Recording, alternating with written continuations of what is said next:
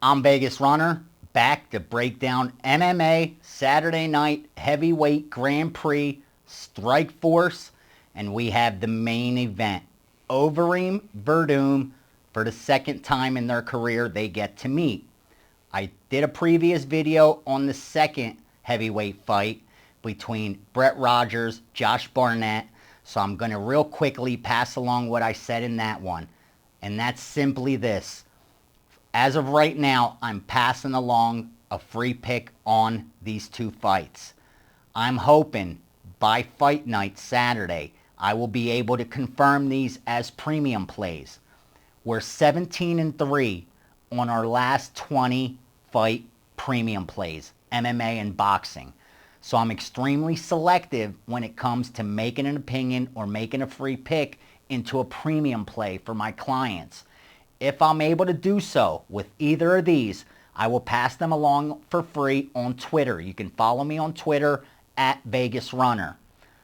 I'll also pass along any opinions, any information on the rest of the Strikeforce card, as well as any late confirmations on the rest of the Strikeforce card, any bets that become premium plays. And we also have boxing on HBO that night. And I've isolated a fight that I'm looking to possibly pass along to clients. If I do, you'll get that as well on Twitter at Vegas Runner. Now let's get to the main event. Overeem's stock has never been higher. He's listed as high as a minus 500 favorite against a man who's already beaten him. Back in Pride, 2006, these two met. Overeem was getting the better of Werdum.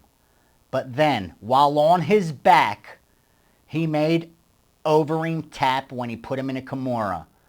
That's extremely difficult at the high level to tap someone when you're on your back. And yet, Werdum showed why he is one of the best at Brazilian Jiu-Jitsu in the sport. Look at his credentials. 2007. Abu Dhabi World Submission Champion. 2009, Abu Dhabi World Submission Semi-Finalist. Lost an extremely close decision to Nogueira, which put Nogueira on your resume, losing a close decision to him in a submission competition, says a lot. Bottom line is this. If Werdum gets a hold of a limb, you're in trouble. He showed us that against Fedor, and when you're a Brazilian Jiu-Jitsu specialist, you know you're going to have to be able to take a little bit of punishment. The only way you're going to get a hold of a limb and apply a submission is if you are willing to take a little bit of punishment.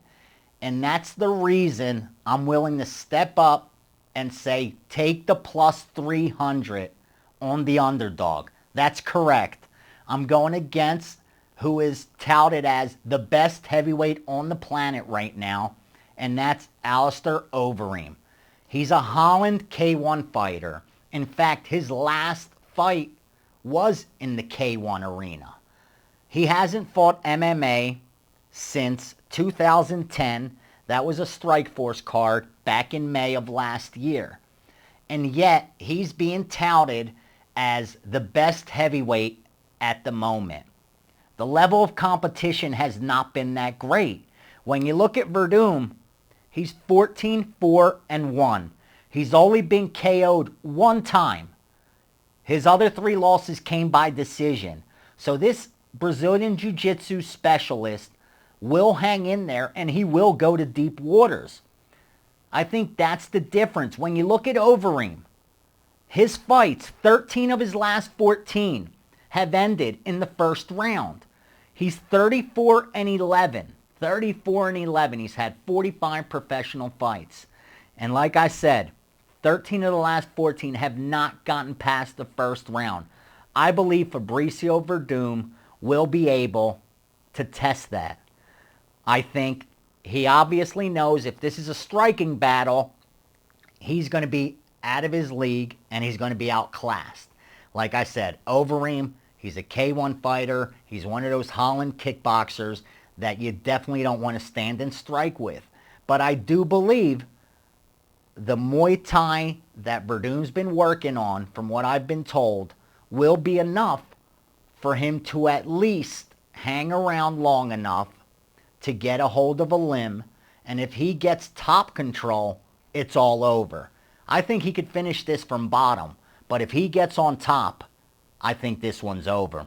Bottom line, you never want to buy a company, a team, a stock when it's at its highest. You want to buy it when it's at its lowest. And right now, Overeem is as high as it's ever been. His stock is extremely high. There's absolutely no reason he should be minus 500.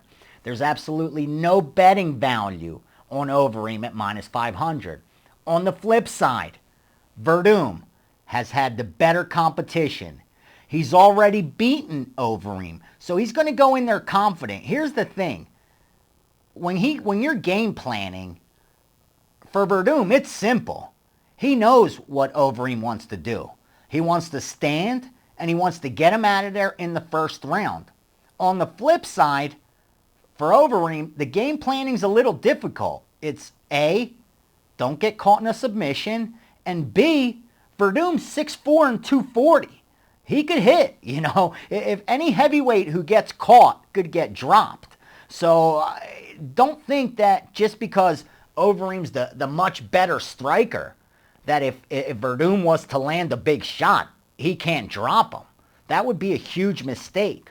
So I think there's just more ways for Werdum to win this fight. And I really think his Brazilian Jiu-Jitsu skills and his confidence will be huge here.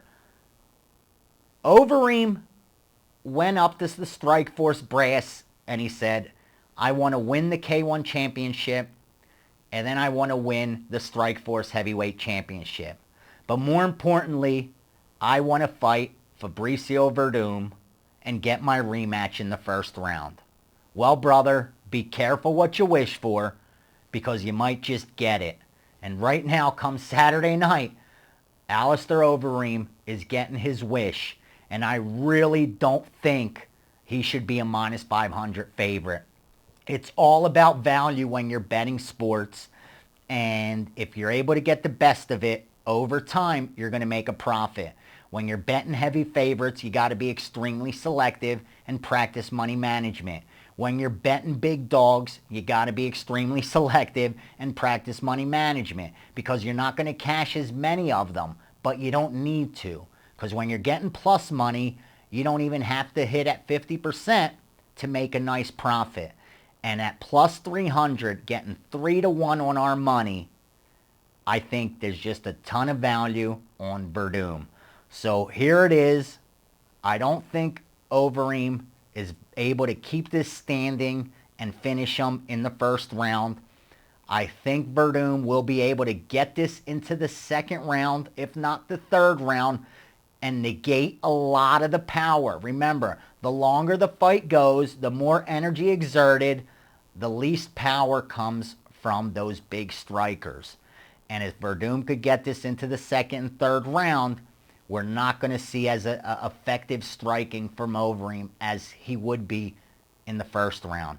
Because of that, I think Werdum steps in, gets him on the ground, locks in a limb, and gets a submission victory. So we're going to take plus 300 on Werdum. Don't forget, follow me on Twitter at Vegas Runner, because this may become a premium play. And we've hit 17 of our last 20 premium plays in the fight game. I may have a premium on Saturday for the Strikeforce card. I may have a premium on Saturday for boxing. If I do, you're getting it for free on Twitter at Vegas Runner, along with every opinion, information on the fights after weigh-ins. Thanks for listening. Thanks for viewing. Thanks for following. I'm Vegas Runner. Let's have another winning night at the fights.